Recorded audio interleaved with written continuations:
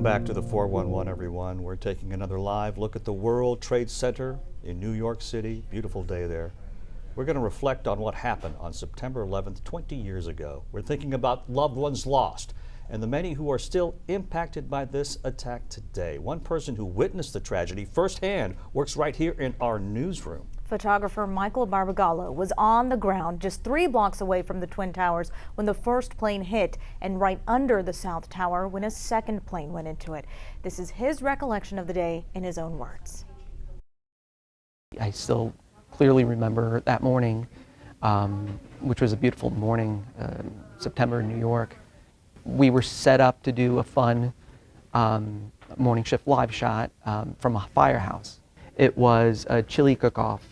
A few hours later, we find out that all the firefighters that we worked with that day died after the buildings came down.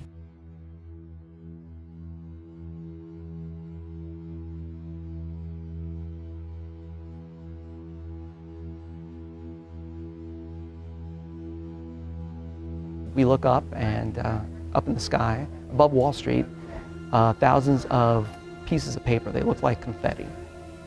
And there was no explanation for it. We had no idea what was going on until we get a radio call from another colleague of mine saying that he's been hearing radio reports of a plane hitting one of the towers.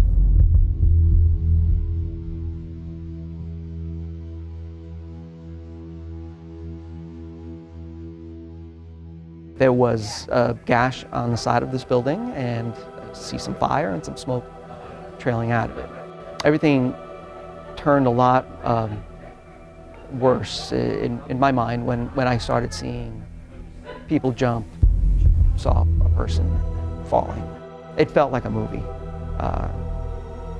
It just didn't feel real. All of a sudden, I hear a whizzing sound above me. I had no idea where it was coming from. And it was the sound of a jet airliner. Sure enough, it's the second plane going into the second tower. That plane went right into the tower, right in front of me. In my mind, I just tried to process what I'd just seen, the explosion over my head, holding that shot for what seemed like an eternity, but looking back, it was just a few seconds. And then knowing I'm right below it, I quickly run into the lobby of a hotel, and I see 2 men running out to help an older man. They grab him and they bring him over to where we are. Within those 20 seconds, I saw the worst of man and the best of man.